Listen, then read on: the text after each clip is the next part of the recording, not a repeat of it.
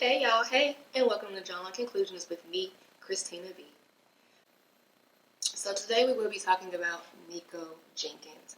And this case to me was especially concerning because it just seemed like it could have been prevented. This man was failed as a child, he was failed as a teenager, he was failed as an adult, and as a result, four innocent people had their lives taken for seemingly no reason. Now y'all see what I mean once we get through the case, but this was just a failure at like the utmost level because every step of the way there was opportunity for somebody to step in and to stop him, and that just didn't happen for whatever reason. Um, but yeah, I don't have much of an intro today, so let's get right into it.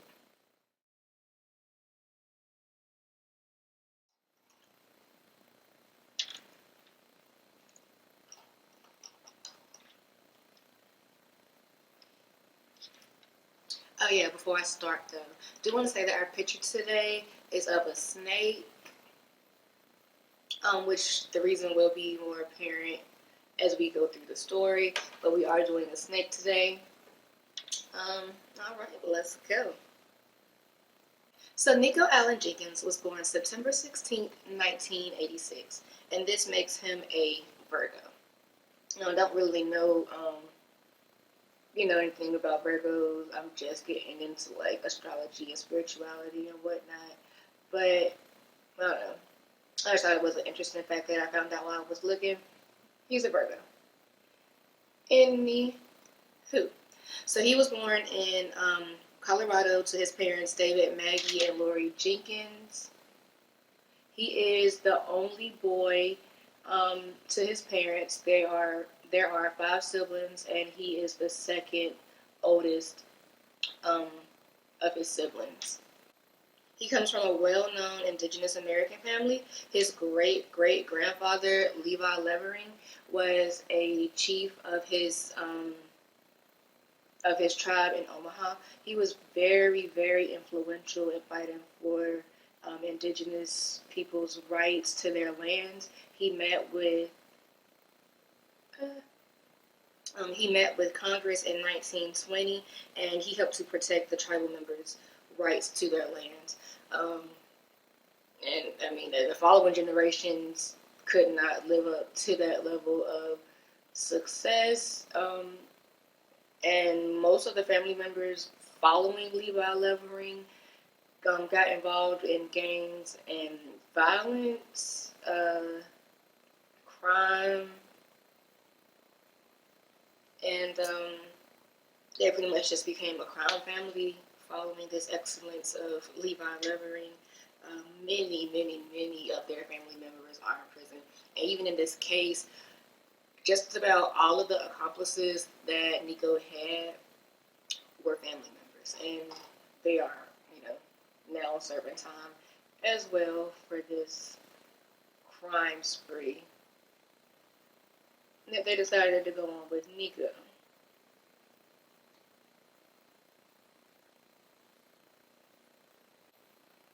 Both of Nikko's parents are convicted felons. His mother.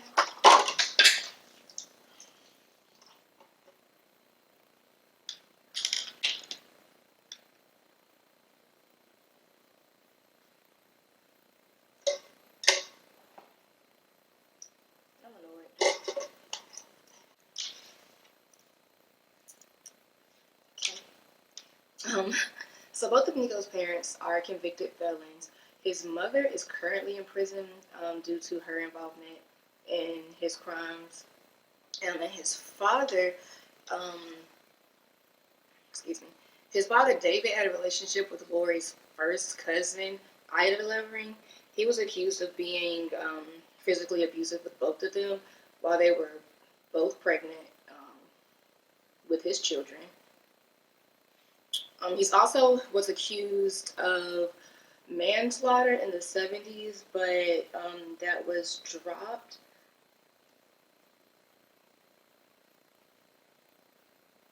It did not state like why it was dropped or what occurred. It just was. He was accused a second time of stabbing and beating a man in 1998. Now, this crime he committed with Lori Levering, which was his wife's cousin that he was having an affair with, and their oldest son. And they were all convicted of that. David did pass away in 2009. It didn't state whether he passed away like in prison or what the circumstances behind that were, but he is now deceased.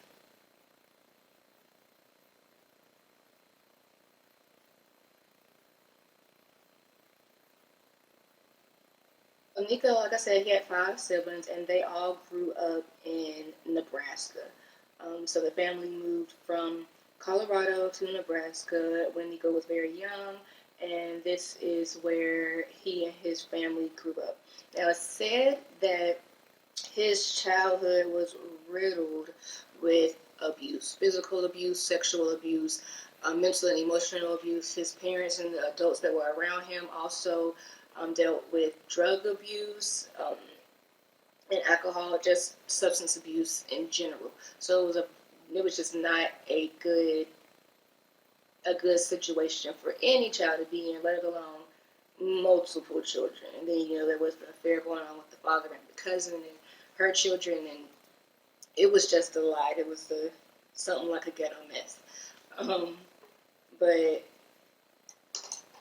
yeah, so he grew up in that situation, and it was noted that Nikko was very affected and traumatized by this, maybe more so than his siblings. He had a lot of emotional issues.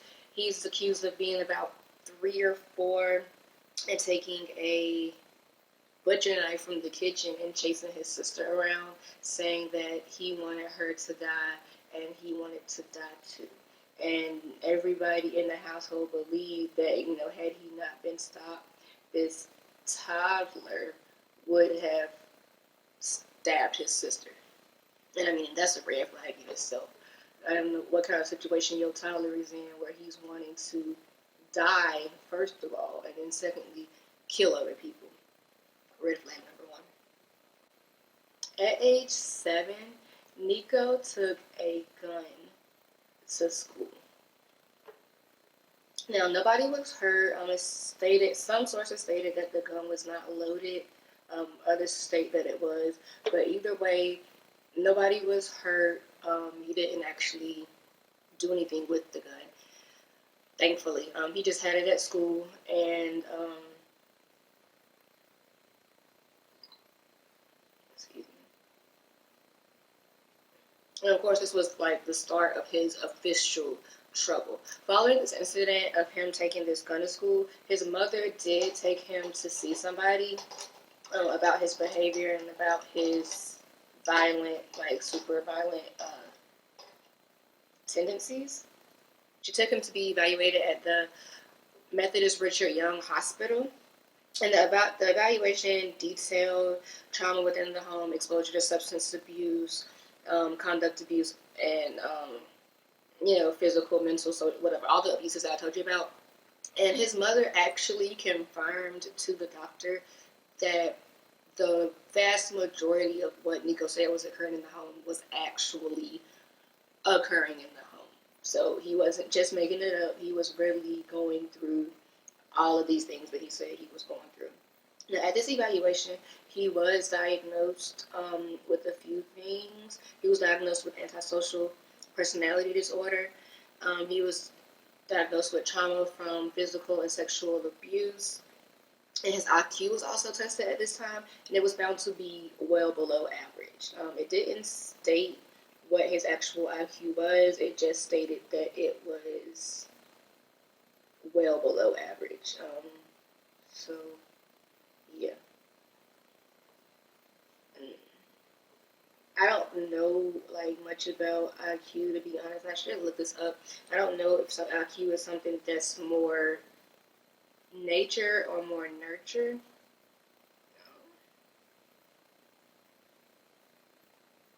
But as you know, having a lower IQ can affect your mental status, like the way that you deal with certain things, traumas and whatnot. And could possibly be a reason why he was more so affected by all of these traumatic things happening in the home than his other siblings.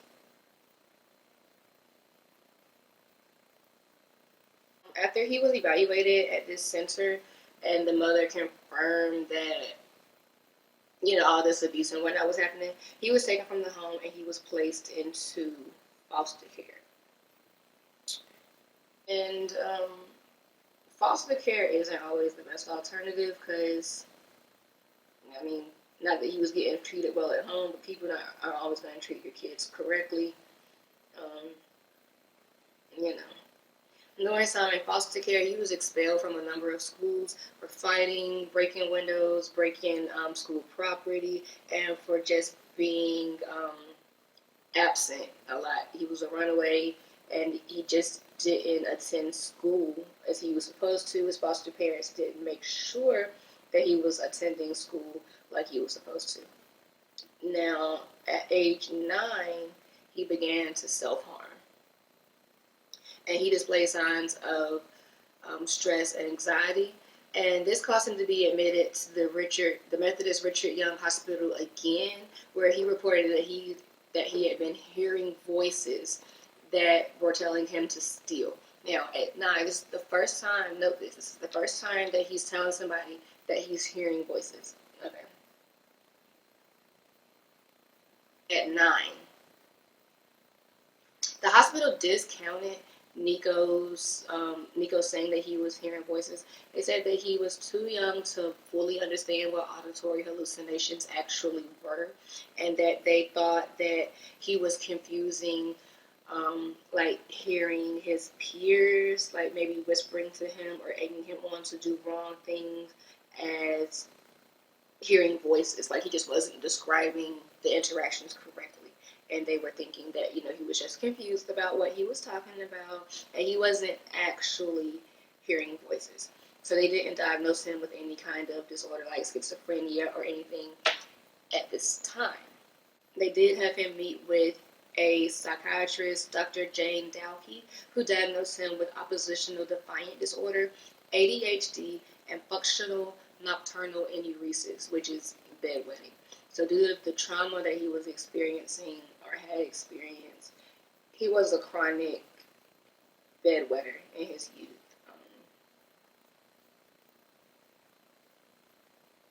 Yeah. So at 11, Nikko became involved with a local gang. And as you know, being in the gang causes your crime record to just skyrocket exponentially. He also began to carry a weapon around with him at all times, usually a knife of some sort. And he begins getting into a lot of trouble. He racks up charges quickly, charges for theft, for arson, for weapon possession, and criminal mischief. He's moved from his foster care home into a group home, and he spends most of his time from age 11 to 17 going between juvenile detention centers and group homes. And periodically he is returned to his mother's home. But for the most part, he has no stable home life for the very important parts of his childhood. I mean, I guess it's all of his childhood. He's just, kind of out in the wind to and fro. And to make matters worse, he doesn't stay anywhere that they put him. He's a runaway. He frequently runs away, is out on the streets. He gets in trouble for whatever little crime he's committing. He gets detained, goes to juvenile. They release him to his mother, and he'll run away. So they release him to the group home, and he runs away. And this is a pattern that he goes through over and over again through all of his adolescence. By 13, he was placed in treatment for substance abuse at the Youth and Rehabilitation Treatment Center while he was on juvenile probation. His probation was never completed because once he finished his drug program, they released him to his mother. Why? I don't know. And soon after being released to his mother, he stabbed a child and was returned to a youth detention center. But he didn't stay in this youth detention long for the stabbing. At 17, at 16, he was released from the detention center, and at 17, he was arrested once again for two carjackings. In these carjackings, though, thankfully they were armed, but thankfully nobody was hurt in the process of him, carjacking folks. But he was arrested for these, and those are, I guess, what they would consider more serious crimes, and he's now closer to being an adult, so he got real jail time. He got 10 years. So he went to the detention center, the juvenile center at 17, and then he would later be moved to an adult facility at 21.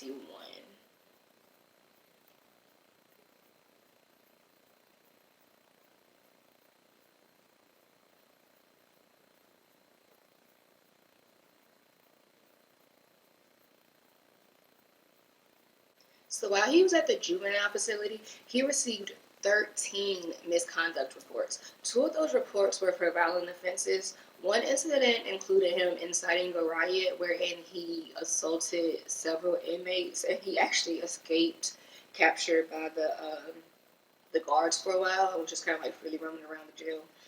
But they did eventually get him under control and whatnot. And during this whole time that he was at this juvenile facility and all of this trouble that he was getting in, for 3 or 4 years he was there, he had 13 misconduct reports. His mental health was never once evaluated. The facility stated that they never evaluated his mental status because he continuously told them that he wasn't having any mental issues.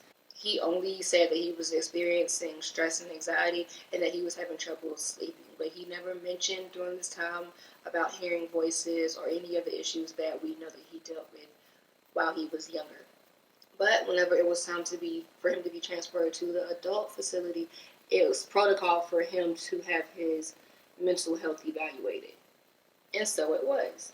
In his initial psychological evaluation at the adult facility, he seemed to be downplaying his symptoms or what he was actually experiencing, which made the psychologist not able to adequately evaluate him.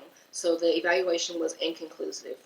But nonetheless, he was transferred and he was placed into general population at this adult facility. And this is in 2006. Just several months later, in 2007, he was placed into solitary confinement for the first time. And you'll see throughout this story, he spends most of his incarceration in solitary confinement. Most of his incarceration. So for in 2007, he was put in solitary confinement for the first time for fighting. And while he was in there, he claimed to experience deep stages of depression, having angry and sad thoughts, and feeling a sickness inside him. And those were his exact words. He said he felt a sickness inside him that was overwhelming. He also said he was having issues with his sanity and mental health, and he was just generally not okay. After they finally got him out of solitary confinement, several months later, he spoke with a therapist for a short period of time, and following their talks, he said that he was okay. He was feeling much better. And that was it. They let him continue on with they let him continue on in general population because he said he was better. A couple months later, he was involved in two very violent gang fights, and of course, was returned to solitary confinement. And he remained there until December of 2008, so over a year. During this time in solitary, he began to announce that he intended to attack innocent people and sacrifice children. Now, he's stating this to the guards. He's stating this to pretty much anybody that would listen to him, that these are his plans, once he's released, once he's able to be free or whatnot. He's going to kill folks. This is his goal. This is what he wants to do. He also started stating again that he was hearing voices. This time, he stated that he was hearing voices of the gods. He didn't specify at this time what gods he was hearing or talking to, but he was adamant that he was hearing voices again. So, following these revelations of his mental state, clearly breaking down from him being in solitary confinement, he was again evaluated. As suspected from the first evaluation that he was suffering from gang paranoia. Now, this is like a newer form of, I guess, psychotherapy or whatever, and it really makes sense, where people that are involved in gang violence or frequently see gang violence become paranoid and behave more violently in anticipation of violence being done to them. I mean, an example that I saw while I was doing my research for the case was like a young man who saw his friend being killed in front of him. I mean, an example, they were just walking down the street and a rival gang member walked up, shot and sprayed him in the face, and killed him. This caused the young man to be paranoid. So a couple weeks later, when he was walking, he saw guys that had on the same colors from the same gang as the people that shot his friend, and he walked up to them and shot them. And his defense in court was that he had to get them before they got him. And this is what they described as gang-related paranoia, which of course makes sense. I mean, you see it in all your family, friends, everybody is dying and getting killed. It's going to make, you know what I'm saying? Like you said, I got to get them before they get me. It makes good sense. But they assumed that he was not hearing voices or anything like that, that he was just paranoid because of his gang activity and because of the things that he had been involved in while incarcerated. Because, on the streets are dangerous enough, but in a prison where, it's just the big building that you can't get out of and all these guys are in there, it would be way more, you know what I'm saying, it's way more probable that somebody is going to find you and do whatever they got to do to you. I mean, y'all all right there together all the time. So they, credited his failing mental health to this versus him actually being mentally ill or suffering with some kind of psychosis. So in November, so that first evaluation was in September. In November, he was reevaluated, and this time he was diagnosed with antisocial personality disorder, and he was prescribed Depakote. But he refused to take the medicine, and after a few days of trying to get him to take the medicine, they just ended the prescription, ended the treatment, and were like, if he doesn't want to take it, then he doesn't really need it. He's fine. Okay. In December, they finally released him back in the general population. And as he went to join the other prisoners, he had to be evaluated once again. Now, during this evaluation, the therapist said that he seemed to be adjusting well to general population, said his thoughts were well organized, and that he seemed to be in his right frame of mind. This evaluation noted that there were no signs of psychosis and that he seemed to be perfectly normal and able to handle his time in general population. Now, though they said that he was mentally sound and stable and all these things, he continued to announce his plans to kill people upon his release. Like, he was just walking around the prison telling anybody who would listen, hey, when they let me out of here, I'm killing folks. Just so you know. And, I mean, he would literally tell any and everybody, this is what's going to happen. This is what I'm going to do. When they open up them doors, people going to die. And they said, no, he's fine. He's mentally, he's good. He's good. He doesn't mean it. He does not mean it. He's just talking because, people just walk around saying they want to kill folks. That's just normal behavior. Right. While he was continuing to announce this desire to kill people, He was also making weapons. He was taking toothbrushes and sharpening them and making them into knives. So he was taking toothbrushes and sharpening them and making them into knives. One of these knives were found by one of the prison guards, and so he was returned solitary confinement for having weapons in his cell. And this time that he went to solitary confinement was in January of 2009. While he was incarcerated, at first he seemed to be okay. He was just quiet. He seemed to be okay at first. He was just quiet, keeping his head down, not doing too much. But by May, just a little over 3 months later, he was again stating that he was hearing voices. And that transitioned into him again hearing the voices of the gods, and finally him calling the god's name and saying that he was hearing the voice of Apophis. And Apophis is a ancient Egyptian god, usually depicted by a snake, which is why we're painting a snake today.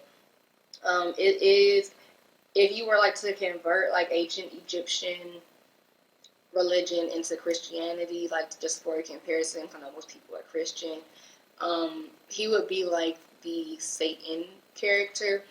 Ra in ancient Egyptian religion is God, the god of the sun, god of good things, things of that nature. And Apophis is the exact opposite. He's the god of destruction, and he is Ra's mortal enemy. So just as a comparison thing, he would be like the devil.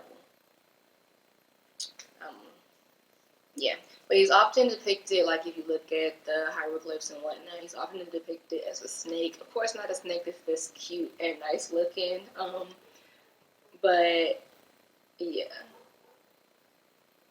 And he stated multiple times that this god Apophis that he was hearing now frequently was instructing him to kill children as a sacrifice. So this prompted him to be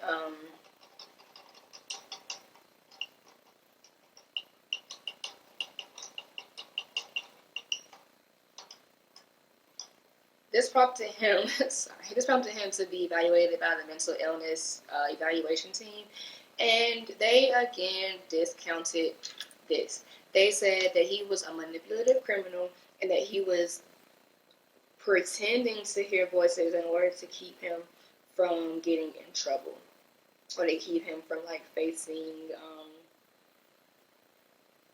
what's it called, facing any more legal issues, or getting longer sentences, stuff added to his time added to his sentence, by saying that he was hearing voices. Because as you know, mental illness is, I'm not gonna say it's a scapegoat, but at least here in America, we don't prosecute or handle the mentally ill in the same way that we just handle the criminals. They are treated differently because it's seen as that they aren't competent enough to understand and know what they're doing, or to completely understand that what they're doing is wrong or harmful to other people. So they oftentimes get lesser or less harsh circumstances than just criminals do. So they were saying that he was using this to, ease his sentence, ease the consequences of his actions, pretty much.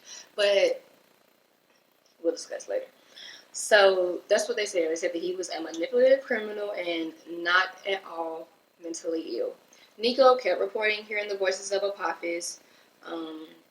He kept stating that he was going to kill children. So though they didn't really take him serious, they decided to get him evaluated again, and by a doctor instead of by the mentally ill evaluation team. So this time he was seen by a Dr. Natalie Baker. Now, Dr. Baker says that Nikko stated to her that he was paranoid about being poisoned and he was hearing voices. Again, the voice of Apophis, as well as other gods that were telling him to kill people, but predominantly he was hearing the voice of Apophis. And Dr. Baker did take him seriously, and she said that all of these symptoms were indicative of a psychotic disorder. And she's the first doctor now to say he's crazy. Because I would just say, sir is crazy.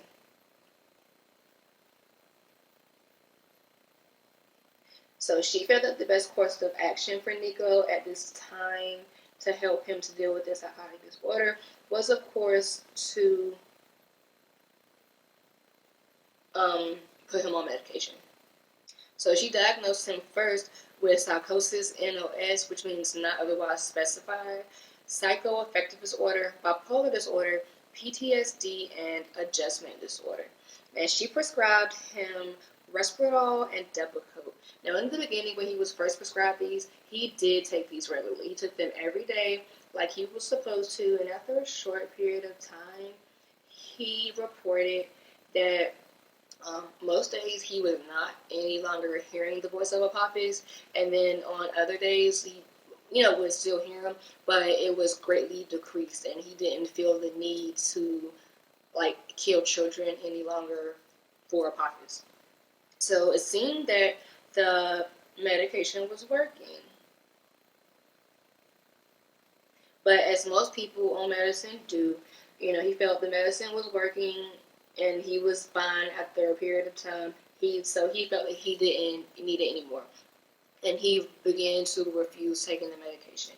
And after a while of him refusing to take the medication, they just stopped the treatment completely. Like, he don't want to take it, he don't need it, he's good. Again, why are you letting a mentally ill person decide that they don't need medicine? Shortly after he decided to stop taking his medicine, his grandmother passed away. And they did allow him a furlough. They did allow him a furlough to be able to attend his grandmother's funeral. While they were, in transition, and while they were transporting him to go to his grandmother's funeral, he did attempt to escape. And during this attempt to escape, he threatened and assaulted the officer that was with him during this time. When he got back to the facility and he was questioned about the incident, they questioned him on his motives and why he did this and what was going on. He said that he was hearing voices, that he was hearing the voice of Apophis, and this prompted another re-evaluation with Dr. Baker. Dr. Baker went and talked to him again, and after talking to him this time,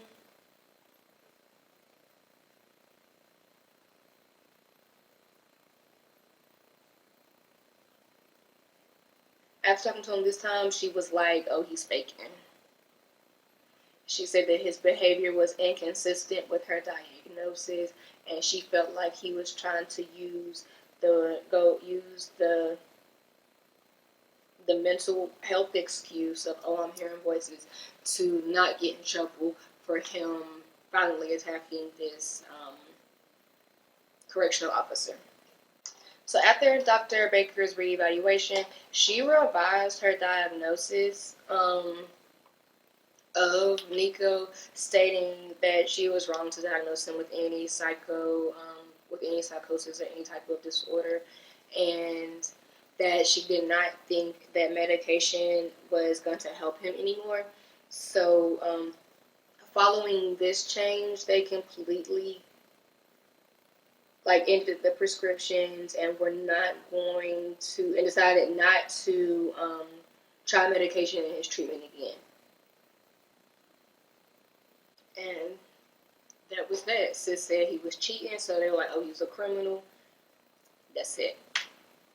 After his evaluation and after the attempt to escape, he was transferred to a different facility while they, because you have even though you're in prison, you still have to face charges for the stuff that you do that's illegal while you're in prison.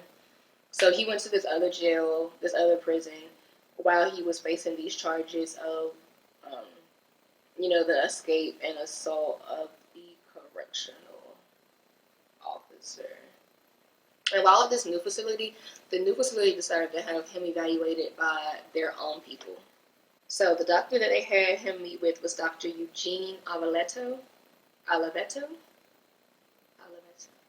And Dr. Oliveto diagnosed him with schizoaffective versus bipolar disorder, grandiose persecutory delusions, severe PTSD with dissociative episodes, dissociative identity disorder, and being antisocial, impulsive, and dangerously obsessive, which is a lot. He also saw a therapist while there, Miss Denise Gaines. She spoke to him there. She spoke to him regularly, and she described his thought process as delusional and paranoid. She said that his thoughts were not at all organized and that he was not in his right mind, which completely contradicts everything that all of the other therapists, psychiatrists, psychologists, all of the other professionals that he spoke with at the other facility said. These doctors were saying that he's crazy, he needs help, put him on some medication. And the other facility was just like, no, he's faking. He just doesn't want to be in trouble. He's a faker. He's just the manipulative criminal. And it like kept coming up in his bio. He's a manipulative criminal. After everything wrapped up and he received, his punishment for this new crime that he committed, he returned to his original correctional facility and he was immediately placed back into solitary, which they say is protocol for a dangerous inmate of his type with the, new charges, because he was already in prison for a violent offense, and now he's committed several violent offenses while being in prison. So, I mean, rightfully so, he's like a danger to inmates, to himself, to the correctional officers, whatever. They just felt it would be safer to have him in solitary confinement. So he went back into solitary in July of 2007. He remained in solitary confinement until July of 2013. 2 years. He remained in solitary confinement. While there, he repeatedly asked to receive mental health treatment. He said that he was struggling, y'all. Like, he was not okay. He was begging them to help him. He reported that the voice of Apophis had come back and he was hearing him quite frequently. He reported that he needed to kill children, that he needed to make human sacrifices to Apophis, and that was his main goal, whenever he was released from prison, that he would immediately go out and find human sacrifices for Apophis. Yeah. He also reported having feelings of cannibalism, which I'm not, I don't know what feelings, of course I know what cannibalism is, but just to have feelings of cannibalism, I guess he also just wanted to eat people. I don't know. But yeah, he reported feelings of cannibalism. He also was reportedly, and y'all, this is gross, just a heads up, because I've never heard of anybody doing anything like this before, and this is sickening.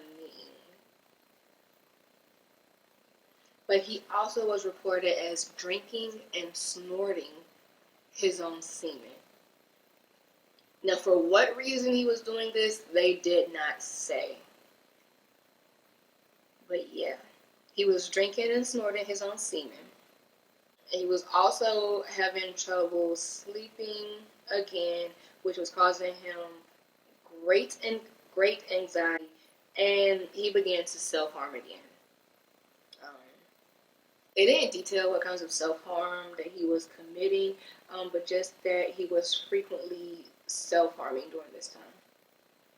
And he's reporting these things, these mental health breakdowns, during the full 2 years of his time in solitary confinement, and they're still just no, he's faking.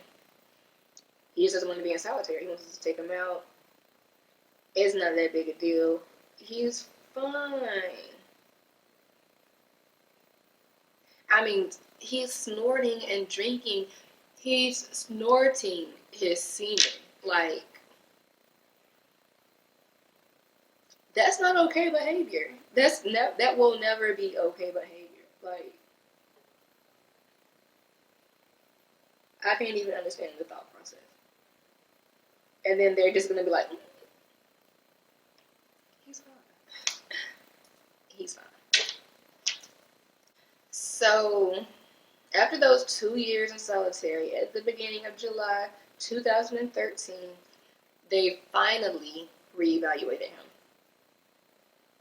And in this evaluation, the doctor noted that he had no mental health concerns. And during this evaluation, the doctor noted that Nikko had no mental health issues or concerns and that he felt he was ready to be released.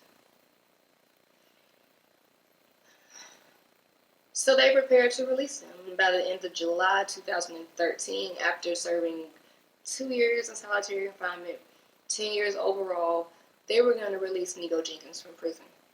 Now, Nikko was very concerned about this because he's telling these people, hey, I'm going to kill folks. I'm going to kill them. I'm going to sacrifice them to a Apophis, and I want you to help me. They would not. So he went to his girlfriend, and he asked her to write letters to the judge, to write letters to the hospital. I'm not sure what it's called, but like the court order that they give people is like make them go to like a psychiatric hospital or something like that. It's like, because you can go voluntarily, but if they don't see that you have any need, they'll send you home. And they keep telling him he doesn't have any needs, so they wouldn't admit him into the psychiatric hospital. So he was trying to get his girlfriend to like write letters, to send these letters in order to get him like legally sent there.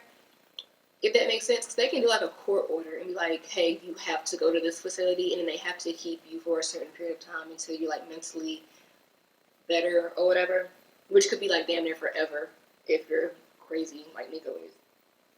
He also signed over power of attorney to his mother so that she could do the hold herself and have him admitted into this hospital.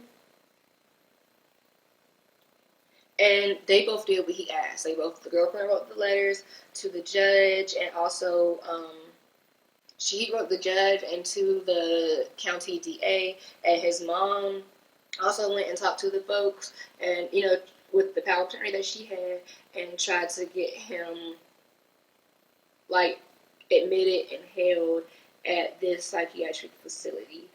And both of those attempts failed. They told the women like, hey, he's fine. We think he's just faking. He doesn't need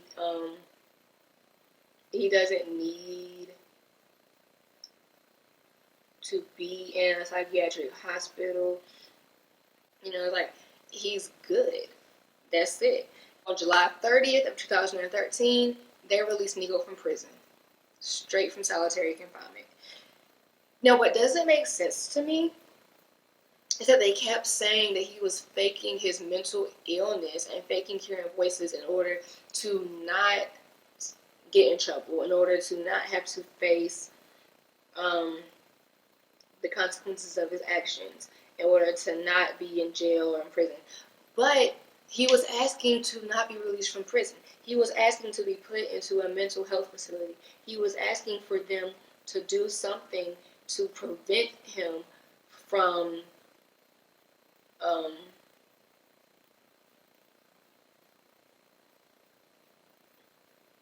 committing these acts. I mean, he's telling you, I'm hearing voices. I'm hearing voices telling me to kill people. The same voices that he's been hearing since he was 9 years old.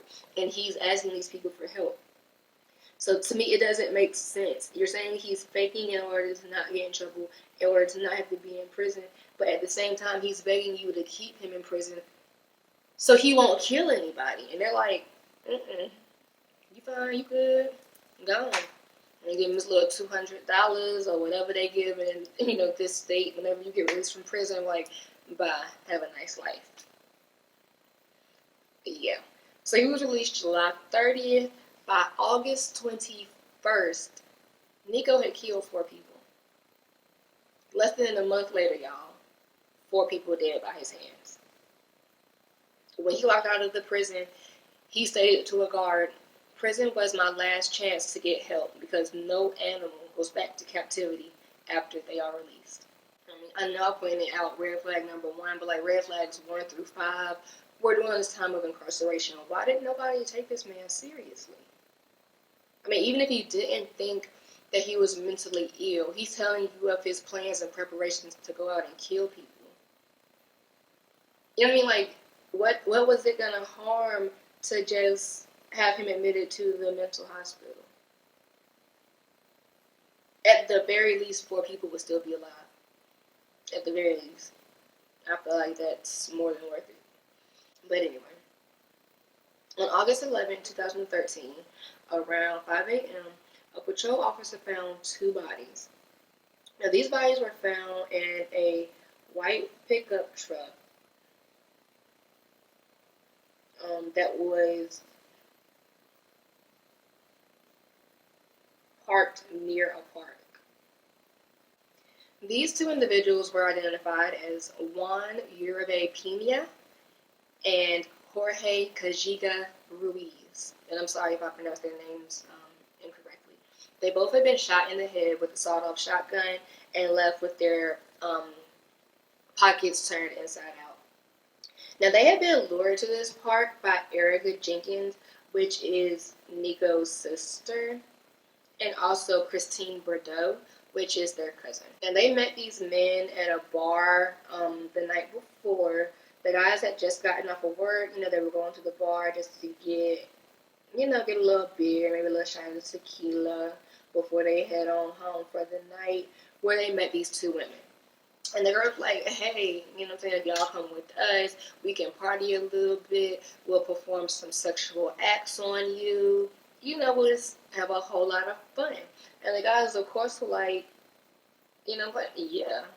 I mean, who's turning down free sexual acts, Not many people." But this would unfortunately be these men's downfall. So the 2 ladies, Erica and Christine, got in the car with the guys, and they went like near this park in the city in order to do the things they were planning to do. And while they were there, Nikko snuck up and shot both of the men in the head with his shotgun. After the men were shot, he then proceeded to ransack through their truck and go through their pockets and to take whatever they had. It's not reported what, if anything, he actually stole from these men, but that was the purpose of this whole thing. He did this as a plan to steal from them. Just a week later, on the morning of August 19th, the body of Curtis Bradford was found lying beside a detached garage. And Curtis Bradford and Nikko Jenkins were actually friends. They had met while Nikko was in prison. And the night before Curtis was found dead, they'd actually run into each other at a party. Nikko was at a party with his sister Christine. Sorry, not Christine. He was at a party with his sister Erica, and they ran into his old friend Curtis. And they asked him, "Hey, tomorrow you want to, do this robbery with us? We had this house that we found." My brush didn't work. We had this house that we found. It's a real easy lick, you know what I'm saying? And now we can get a few $1,000s and split it up. And Curtis was like, you know what I'm saying? Yeah, of course, no doubt. So the next day, August 11th, they went and, to do this robbery. And the house that Curtis's body was found in front of was actually the house that they were supposed to rob that day. Now, Curtis was going first to go break into the house. And while he was walking up to the house with Erica and Nikko behind him, Erica just pulled out a gun and shoots him in the back of the head. The plan was never to rob anybody. They just wanted to kill. In this instance, it's not even clear. Like, I don't know. I feel like it was like a spur of the moment thing. You know what I'm saying? Like when you just seize the opportunity. That's how it seemed. Like they just saw him and like Erica was like, I just want to kill somebody. And I'm like, okay, well, let's just kill Kurt. Anywho, but she shoots Curtis in the back of the head, and then Nikko follows up and shoots him again in the back of the head. Now, after all of this, after all of that investigation and whatnot, it was found out that Nikko and Curtis had taken a picture while at that party the night before and had posted it on Facebook. And they were like, you know what I'm saying, like buddy, buddy. They were friends. And it's, they also had other pictures that were posted, one of them in prison. But they had actually been together the night before and posted a picture on Facebook. And this is the only murder that Nikko denied. He claimed that Curtis was his homeboy and he would never do anything to hurt him. So 2 days after Curtis Bradford's body was found, the police were dispatched to an area where they had received a shots fired call. And once at this area, they found a lady lying in the street suffering from gunshot wounds. And this woman was identified as Andrea Kruger. Now, Andrea was a bartender at a local bar, and it was quite late at night. She had just gotten off of work, just like the two gentlemen in the first ambush. She had just gotten off of work. She went to McDonald's to grab her, a bite to eat for her dinner, and she was going home. And as she was leaving McDonald's, a car pulls up and blocks her in or whatever, so she can't go anymore. And in this car are Erica Jenkins, the sister of Nikko Jenkins, Warren Levering, which is their uncle, and some reports say that Christine Bordeaux was also in the car. Some reports say that she was not. It's unclear, but we do know for a fact that Nikko, Erica, and Warren were in the car. Erica was the driver. So Nikko and Warren jumped out of the car once Erica stopped it, blocking in Andrea's car, and they got out and ran over to her car. Now, the purpose of this ambush was a carjacking. They wanted to take her car because there was a Lil Wayne concert coming up that weekend, and they figured that having a car that wasn't attached to them or known to them would be better to use while they were trying to rob the concert goers. So that was the plan. They just wanted to get a car that nobody knew was theirs so that they could rob these folks and get away. But in the event of this carjacking, Andrea was shot multiple times. It's not clear if she was shot by Nikko or by Warren, but she was shot multiple times, and then she was pushed out of the car into the street, and the two men sped off in the car with with Erica in tow behind them in the original car that they were in. Now, the car was found later on that evening, about 12 miles from where her body was found. Reports stated there was a feeble attempt made to burn the car, set the car on fire. And later court reports state that Warren Levering actually ate the McDonald's that Andrea had just bought. After they drove in her car, he ate her dinner. Andrea Kruger was a wife and a mother of 3 small children at the time of her death. So on August 30th, Nikko was arrested. Now, he wasn't arrested in connection with this case. He was arrested for terroristic threat, so something completely unrelated. But while he was in custody for this unrelated charge, they began they began to link him to these murders that happened over this like 10-day crime spree. So some of the evidence that they had against him, where they had an image of a female that was buying the ammunition that was used in the shootings. There was like a specific type of ammunition used in these first shootings. There's a type of bullet known as deer slugs. They are Magnum 12 gauge shotgun slugs, which I guess are predominantly used for hunting. So it's like it's uncommon to see them used in murder cases or cases, people shooting people. And the woman that was seen buying this specific brand of shotgun slug was known to Nikko. Now later in court documents it was stated that this woman happened to be Lori Jenkins, Nikko's mother. So that was the first bit of evidence that connected him to these crimes. Your mama is buying the ammunition.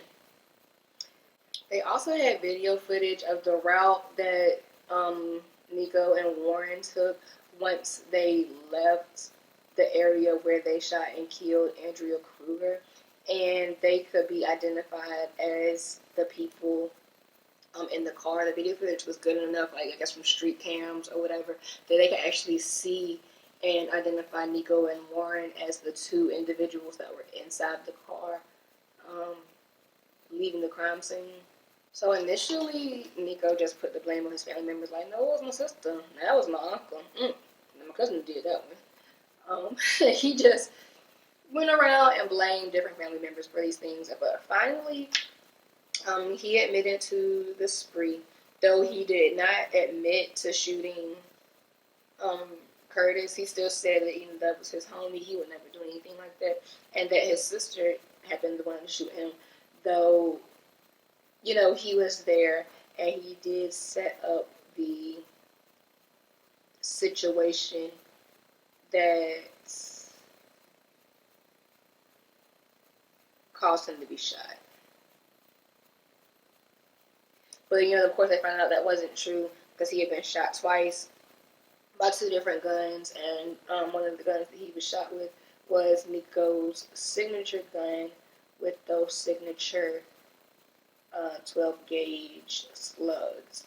Finally, on September 3rd, he did admit to all 4 killings, even the killing of his friend, and stated again that they were human sacrifices for the god Apophis. He said by this point, like by the time that he was released from prison, that he had been hearing the voice of Apophis for years and that he was no longer able to control the voice. And he had to commit these sacrifices. And from there, they go to trial. And the trial was a fiasco. Let me tell you. That mess, it was mess. And, before I go on, he was evaluated again. He was found competent to stand trial. He was found competent to be able to represent himself. And this man is a whole psycho out here in these streets. And they said, oh yeah, you want to represent yourself? You got it. Honey. So during his trial, like I said, he represented himself, but his behavior was so odd during the entire trial. He wrote letters to the Omaha World Herald, which is the local newspaper in his area. He wrote letters to the prosecutors and to the judge. So he wrote letters to the newspaper, the Omaha World Herald. He also wrote letters to the prosecutors and the judge, saying that he wanted to plead guilty and that he would protect Apophis' kingdom with animalistic, savage brutality. Whatever that means. On February 19, 2014, he filed a federal lawsuit for $24.5 million against the state of Nebraska for wrongfully releasing him from prison, stating that he warned them several times that he was hearing voices that he could no longer control, and that these voices would cause him to harm somebody, and that everybody that he spoke to repeatedly ignored him. Now, I do agree with him. I do agree that the state of Nebraska, the correctional system, all of them should be held to some kind of accountability for this, because he did warn him of this. He did warn them several times that this is what he was going to do, this is what he was planning, and this was what was going to happen. Now, he should not get no money for that, though. I think the families of the victims, if anybody, should get that money. But he is correct. They are somewhat at fault for this, in my opinion. Because had they just kept him locked up, had they just taken him seriously, even if they had just continued to medicate him, you know what I'm saying? Like, this could have had a very, very different outcome. And it's just sad that the ball was dropped. Like, from the age of 9, from birth, he was failed. Like, his parents failed him, the system failed him, juvenile failed him, prison failed him, and 4 people had to, like, pay the price for 27 years of failure. It's just not fair. But yeah, his lawsuit is complete shit. He's not getting anything. He doesn't deserve anything. Like, nobody's giving you $24.5 million. You psycho. But he's not wrong. Like, they could have done something for this man. And all they wanted to do was say, he's faking. And he also did outline in these letters that these long stints of solitary confinement that they kept putting him in only worsened his mental state, and that though he was telling them that his mental state was worsened, they didn't offer him any treatment or anything to, help him be a normal member of society before just releasing him out into society. Like, you kept him in solitary because he was a threat to the people within the jail, but you're just going to release him out into the public? Like, he's not a threat to everybody in the world? It just doesn't make sense. I mean, he's completely right, but nobody's paying you for that failure after you became a mass murderer. That's just not going to happen. So after the judge received this letter, he decided to have him evaluated, because maybe he's not as competent to stand trial as we think he is. But just like they had always done, the doctor, psychiatrist, psychologist, what have you, said that he was fine, he was competent to stand trial, and so the trial goes on. Throughout the trial, Nikko continued to blame Apophis for his murders, while at times he was noted as speaking in tongues, howling, and even laughing during the court proceedings. He didn't seem to be aware of, like, what was going on, and the emotions that he was displaying didn't match with what was occurring during the trial. He also began to self-harm and to mutilate himself again. He carved 666 into his forehead during this time. He also, y'all, my freaking camera died, and I, didn't turn the mic back on. So all that I just did was, not recorded. I'm, really, tired of myself at this point. I think I started off talking about the trial and it being a complete and total fiasco. And yeah, the picture is finished now, so I'm just going to finish telling the story because I forgot to turn the mic back on after the camera died. I just... Anywho. But at the trial, Nikko did represent himself. He was noted as doing a lot of odd things. He was speaking in tongues, he was howling, he was laughing. His responses, emotional or whatever responses, did not add up to what was going on in the case. He just seemed completely detached from what was going on. It did not seem normal at all. At all. But he did continue to blame Apophis for why he was doing this. And as the trial continued, he began to self-harm and mutilate himself again. He carved 666 into his forehead. But since he used a mirror, it was upside down and actually stated 999. Which I don't even know how... I don't know. He also carved his tongue to look like a snake's tongue, like the way a snake's tongue forks. He carved his tongue like that, and he mutilated his penis to look like a snake.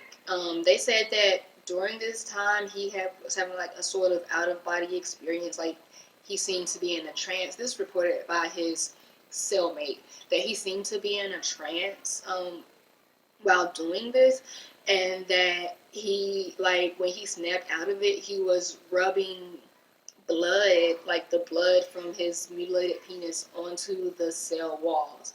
And that injury actually caused him to have to get 27 stitches to try to attempt and repair the situation. Yeah, so this caused them to actually get him some help because I said before he was representing himself. But after all of this craziness, they got him some help. They didn't like appoint him any legal counsel, but they did appoint him like defense helpers and defense psychiatrists. And he was evaluated again. And his defense psychiatrist diagnosed him with schizophrenia and bipolar disorder and said that his mental state was diminishing rapidly, and that was the cause for all of the mutilation and the self-harm that he was experiencing. But when it was the state's turn to get up there, the state psychiatrist like repeatedly said, no, he's faking. He has no mental health issues. He has no mental health problems. We don't see any signs of psychosis, and he's fine. And and that was that. Because as you know, what the state says holds more weight than what a private or defense witness would say. So he remained competent to stand trial. He continued the trial and continued to represent himself, and was ultimately found guilty.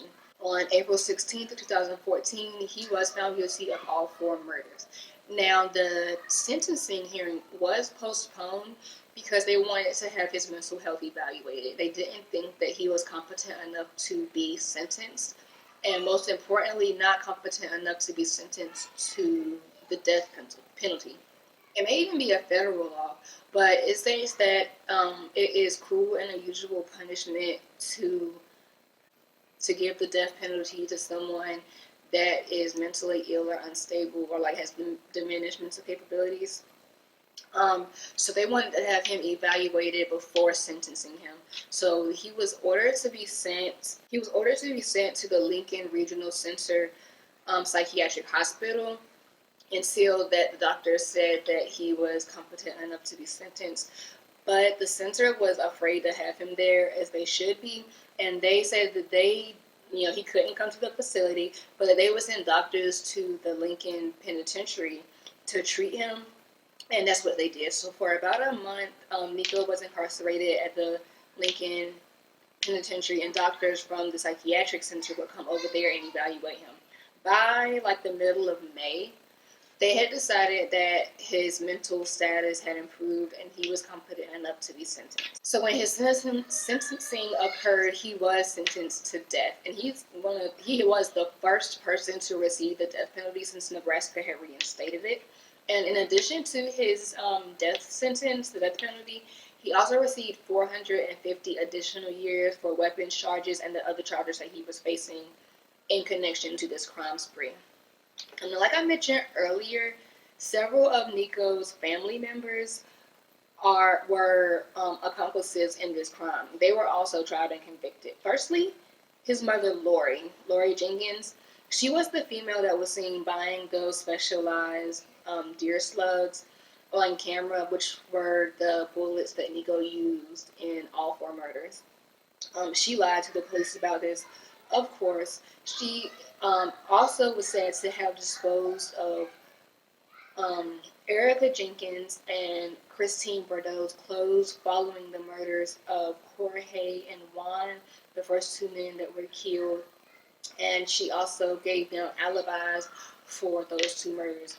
And she also lied about this to the police. For her role in these 2 murders, she received 2 10-year sentences that were going to be run concurrently. Now, after she had already been convicted and was already in jail, it came out that she also She also was an accessory to the third murder, and she received an additional 6 years to be added to her sentence. Now, Erica Jenkins, Nikko's sister, she was very integral in all 3 murders, and she pled not guilty to all of her charges. She stated as her defense that she could not be a killer because she was pregnant. And as we all know, pregnant women do no wrong. But anyway, so that defense fell through, as you could have guessed, and she was found guilty of all of her charges, and she was sentenced to life in prison. She showed no remorse, no emotion, nothing. She was laughing and smiling and having a good old time during these court proceedings. She did not have a care in the world, honey. Now, Christine Brendell, who is the cousin of Nikko and Lori, she's the cousin of Nikko and Erica, and Lori's niece. She's she was she was integral in luring Juan and Jorge from the bar to the park where Nikko executed them. And for her part in those murders, she received 20 years. Now, she didn't get life because Christine turned state witness. She turned witness and testified against everybody. Um, the reason why Erica was known to be as integral as she was because of Christine's testimony. Because Nikko had already pled guilty, and he took the rap for all of these murders. And in the beginning, he did blame his family members, but when he finally just like confessed that he did it, he pretty much was like, it was just me. So Erica's involvement wasn't, the extent of Erica's involvement wasn't known. That is until Christine decided that she ain't doing no life, boo. She's not doing life, and she decided to become a witness. She testified against Erica. She also testified against Lori. Those 6 years that were added to Lori's sentence was because of Christine's testimony. And she was going to be a key witness in Warren Levering's, their uncle, in his case, but he ended up pleading no contest and taking the plea deal. But anyway, Christine received 20 years for her part in the killings. Warren also received 20 years. Well, he received 2 20-year sentences. Like I said, he took a deal for the first-degree murder charge of Andrea Kruger, and that deal caused the charge to be reduced down to second-degree murder. He had other charges, 2 weapons charges, robbery, other things, and to those charges he pled no contest. He received 2 consecutive 20-year sentences for his parts in the murders. Now, not directly involved in the murders, but involved after the fact was Lori Salas, which is Nikko's youngest sister. And to not be confusing, she does have the same name as the mother, Lori Jenkins. But Lori Salas, she was recruited by the family to dispose of the gun when everything was all said and done. Nikko and Erica came to her house, and she stated that they were fearful. They were getting nervous, anxious about the situation, and they had her to dispose of the guns that were used in all 3 shootings. Now, Lori Salas also decided to be a witness, and she testified against Erica and Nikko. She did not testify against her mother or against Warren, but she testified against Erica and Nikko, and it didn't state what this deal, the logistics of this deal, so I don't know how much time she got. It did state that she was convicted and that she received an additional amount of time for unrelated charges. She's had 2 or 3 unrelated charges that she was dealing with.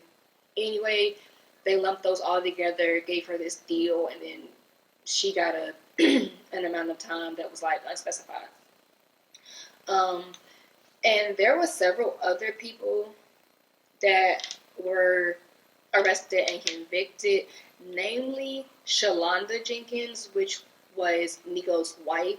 Now, I did mention earlier that he had a girlfriend, and he did. She was not named. She was kept her name was kept out of this because she didn't have anything to do with the crimes. He did, though, contact her to try to get him committed after he was released from prison. Or instead of being released from prison, he tried to get her to have him committed, which, as we know, didn't work. But he was also married. He had been married before. And from the paperwork, it seemed like they had like an unconventional marriage. Like they were just married on paper, but were no longer like maybe living together or acting as married people. But when the shit hit the fan and he needed some help, he called his wife.